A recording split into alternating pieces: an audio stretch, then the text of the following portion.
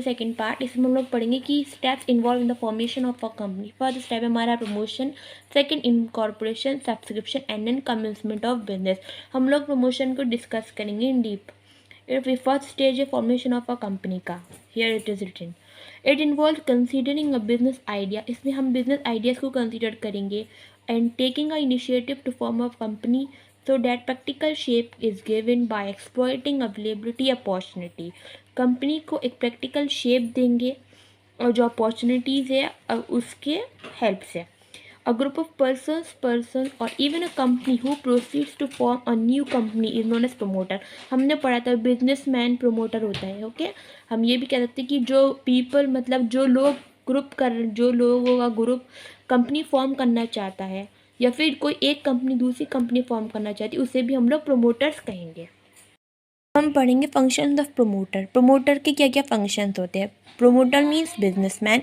हम लोग इसको ना शॉर्ट फॉर्म में लर्न करेंगे, IFNFAP। अगर जब भी क्वेश्चन आए कि what are the promoters, what are the functions of promoters, तो आप लोग पहले रिमाइंड करना IFNFAP, ये शॉर्ट फॉर्म। इससे हम लोग इससे पढ़ेंगे। Identification of a business opportunity. हमने पढ़ा था प्रमोशन में आइडेंटिफाई करेंगे बिजनेस अपॉर्चुनिटीज़ को। तो प्रमोटर जो है पहले अपॉर्चुनिटी आइडेंटिफाई करेगा, कंसीड करेगा और इनिशिएट करेगा कंपनी फॉर्म करने के लिए। F feasibility studies.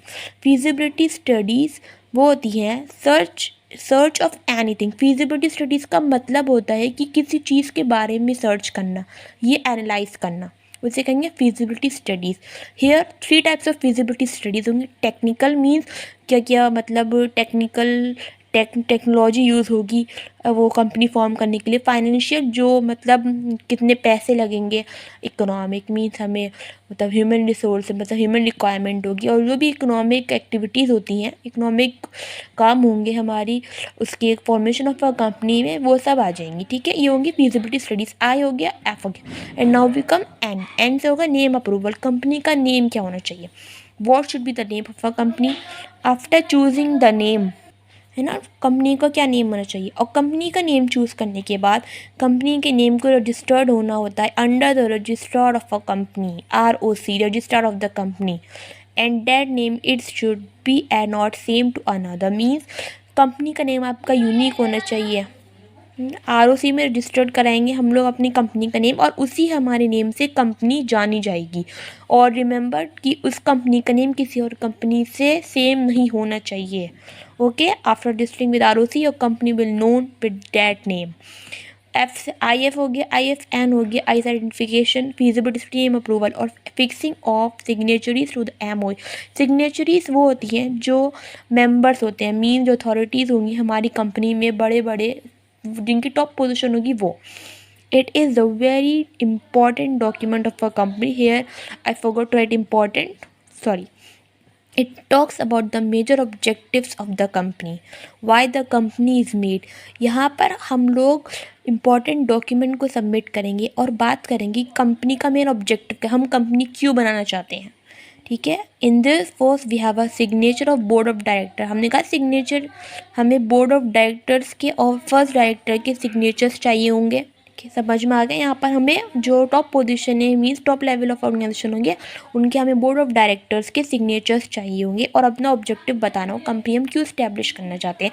हमने 4 पॉइंट्स पर ली। फंक्शंस प्रमोटर के IFNF हो गया। अपना डिस्कस A एंड P।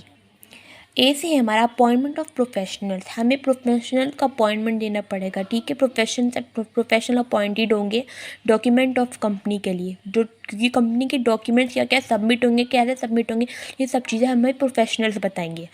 6 है हमारा प्रिपरेशन ऑफ नेसेसरी डॉक्यूमेंट्स।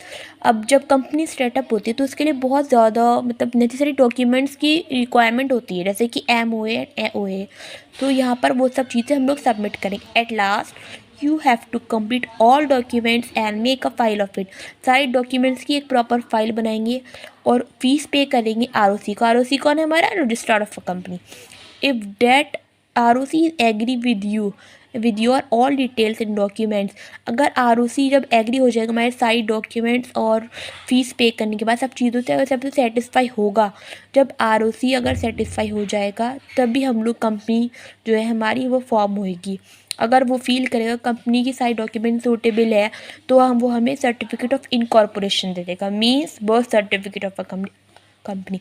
जब हमारे पास birth certificate of a company आ जाएगा तब हमारी कंपनी फॉर्म हो गई, मीन्स हमारी कंपनी इन प्रैक्टिकल फॉर्म में आ गई है।